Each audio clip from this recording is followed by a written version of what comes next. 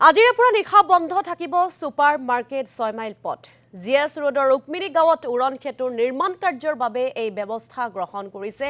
নিশা 11:30 পৰা পুৱা 4:30 লৈকে বন্ধ থাকিব ষ্টিল গ্ৰিডাৰ বহুৱাৰ বাবে নিৰ্দেশনা প্ৰদান কৰিছে মহানগৰ আৰক্ষীয়ে পুনৰ জাননী নিদিয়া পৰ্যন্ত বন্ধ থাকিব পথছোৱা আৰু এই সময়ছোৱাত বাহন চলাচলৰ ক্ষেত্ৰত বিশেষ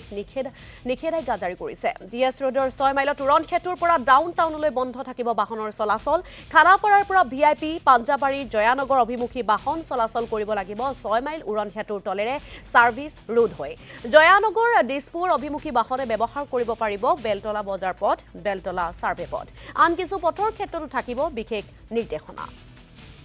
আৰু এই সন্দৰ্ভত অধিক তথ্য জানিবৰ বাবে আমাৰ সাংবাদিক পুলক মহন্তৰ কাখলৈ পোনপটীয়াকৈ যাবলৈ বিচাৰিছো পুলক আপোনাৰ কাখলৈ আহিছো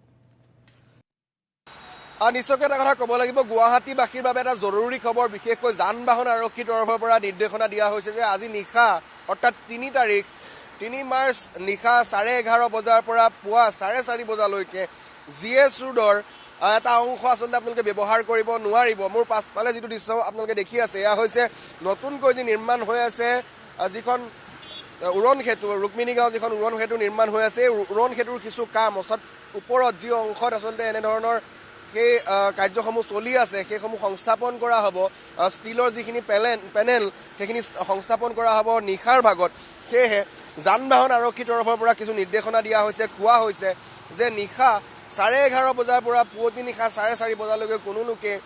ডাউনটাউন হস্পিটেলৰ পৰা এই পথছোৱা খানাপাৰালৈকে তেওঁলোকে আচলতে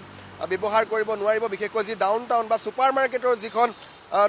ফ্লাইঅভাৰ আছে উৰণ সেতু আছে ছুপাৰ মাৰ্কেট উৰণ সেতুৰ পৰা তেওঁলোকে 6 মাইল উৰণ সেতুলৈকে এই মাজৰ চোৱাৰ ৰাস্তা ব্যৱহাৰ কৰিব নোৱাৰিব অৰ্থাৎ যিসকল লোক গণেশগুৰিৰ দিশৰ পৰা খানাপাৰালৈ আহে তেওঁলোকে ছুপাৰ মাৰ্কেটৰ যি উৰণ সেতু আছে সেই উৰণ সেতুৰ তলেদি বা ওপৰেদি গৈ তেওঁলোকে বেলতলা যিটো পথ সেই বেলতলা পথটোৱেদি তেওঁলোকে ৰাষ্ট্ৰীয় ঘাইপথ ওলাব পাৰিব খানাপাৰাৰ দিশে যাব পাৰিব অন্যহাতে যিসমূহ বাহন খানাপাৰাৰ পৰা গণেশগুৰি বা পল্টন বজাৰ দিশে আহিব সেই বাহনসমূহে কিন্তু যি 6 মাইল উৰণ সেতু আছে সেই 6 মাইল উৰণ সেতুৰ পৰা বেলতলাৰ দিশে তেওঁলোকে যাব পাৰিব আৰু যি পাঞ্জাবাৰীৰ পৰা যিসকল লোকে গণেশগুৰিৰ দিশে যাতায়াত কৰিব বিচাৰিব তেওঁলোকে 6 মাইলৰ পৰা ভিআইপি ৰোড হৈ যিটো ৰাস্তা আছে সেই ৰাস্তাটোদি তেওঁলোকে সেই পথছোৱা ল'ব পাৰিব অৰ্থাৎ আজিৰে পৰা কিছুদিনৰ বাবে কিমান তাৰিখলৈকে সেয়া চলিব তাৰ কোনো নিৰ্দিষ্ট তেওঁলোকে কৰি দিয়া নাই কিন্তু এটা খুবেই স্পষ্ট নিৰ্দেশনা যান বাহন আৰক্ষীৰ তৰফৰ পৰা কালিৰ দিনটোত প্ৰকাশ কৰা হৈছে যে আজি নিশা 11:30 বজাৰ পৰা পুৱা 4:30 বজালৈকে কোনো ধৰণৰ যান বাহন আচলতে ইয়াত চলিব নোৱাৰিব তাৰ মূল কাৰণটোৱে হৈছে যে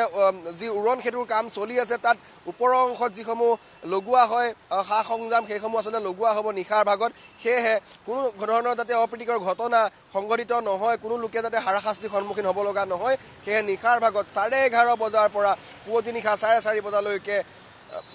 ছুপাৰ মাৰ্কেটৰ সেই উৰণ সেতুৰ পৰা সম্পূৰ্ণৰূপে যি 6 মাইল উৰণ সেতু আছে সেই মাজৰ ৰাস্তা চোৱা জিএছ ৰোডৰ পুলক মহন্ত এই সন্দৰ্ভত অধিক তথ্য আপুনি আগবঢ়ালে এই মুহূৰ্তত আপোনাক ধন্যবাদ জ্ঞাপন কৰিছো